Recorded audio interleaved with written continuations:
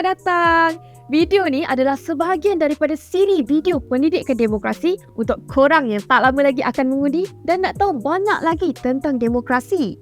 Korang akan belajar banyak benda tentang sistem demokrasi dan juga pentadbiran negara kita. Yap, betul cakap Ros tu. Tapi sebelum kita belajar tentang sistem, kenapa demokrasi ni penting untuk kita? Dan apa sebenarnya demokrasi ni? Nak tahu? Jom kita mulakan.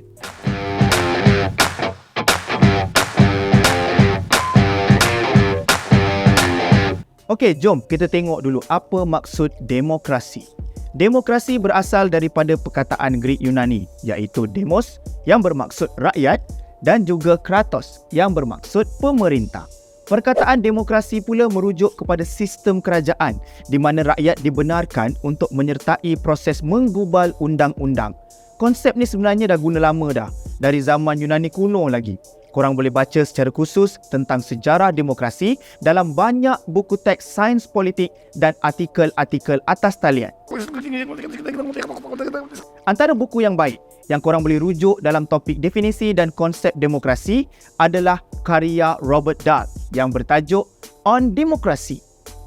Bolehlah korang beli ataupun pinjam dekat mana-mana perpustakaan lepas ni, okey? Yang paling penting sekarang ni, korang dah tahu dah apa sebenarnya maksud demokrasi. Seorang bernama Hans Kelsen mendefinisikan demokrasi sebagai pemerintahan dari rakyat untuk rakyat. Wakil rakyat dipilih untuk menjalankan pemerintahan negara dengan kepercayaan bahawa mereka akan menjaga segala kehendak dan kepentingan rakyat. Dia ni macam bapa kepada hukum dan perlembagaan tau. Dia ni memang power. Hans Kelsen ni buat teori tentang hukum dan perlembagaan. Dan yang pasti, dia ni memang berpengaruh dalam dunia hukum dan perlembagaan. Macam influencer, pendapat Hans Kelsen bahawa wakil rakyat diberi kepercayaan untuk menjaga kepentingan rakyat adalah selari dengan pendapat Abraham Lincoln yang pernah berkata bahawa kerajaan rakyat daripada rakyat untuk rakyat.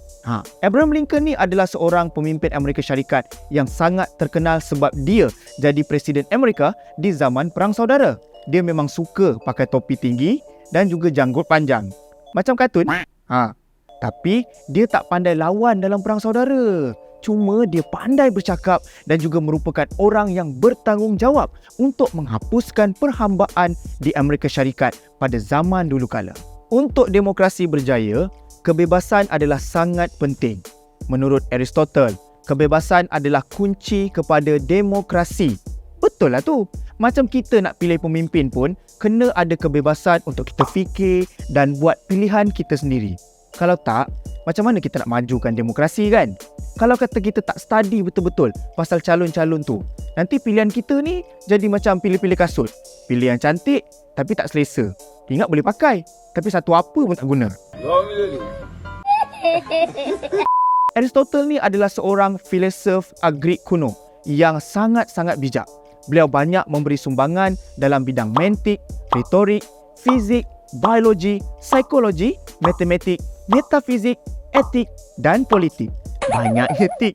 Bukan saja peminat falsafah, malahan pengguna Instagram pun suka falsafah beliau ni dan gunakan quote-quote yang memberikan inspirasi dan pencerahan dalam masa yang sama.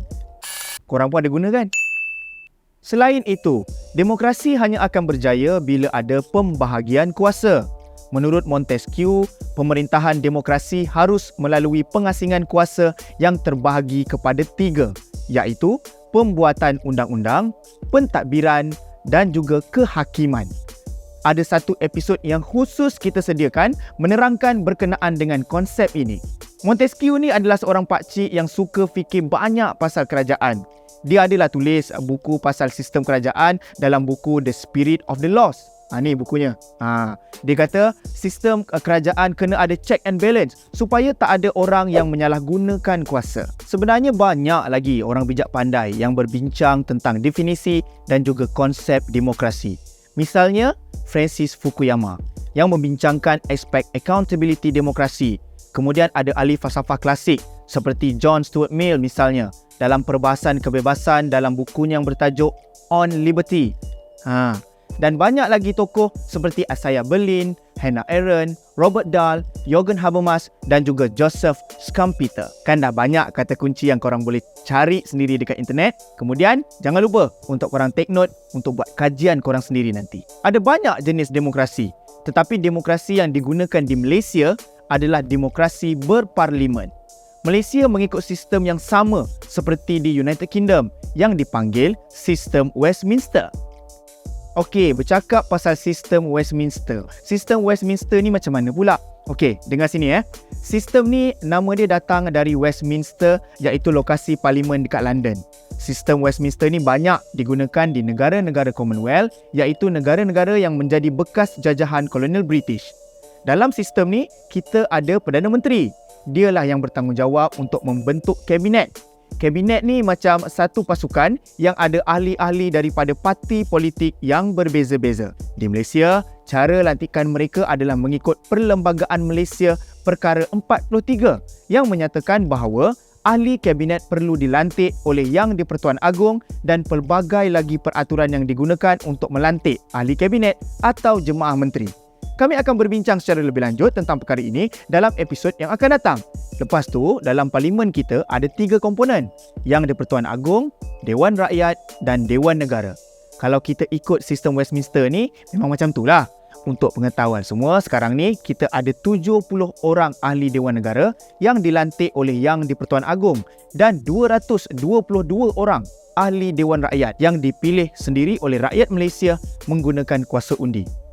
Kenapa rakyat Malaysia perlu belajar lebih banyak tentang demokrasi? Supaya kita tak pilih macam pilih baju online. Add to cart je, tak fikir panjang. Kita kena pastikan hak kita dilindungi dan pilihan kita tu bijak. Jangan sampai macam kita beli baju. Bila tak muat, tak boleh nak refund. Oh no. Demokrasi ini juga bukan hanya dalam soal memilih pemimpin saja, tapi ianya juga berkaitan dengan hak, tanggungjawab dan soal agihan ekonomi yang adil. Jadi apa lagi?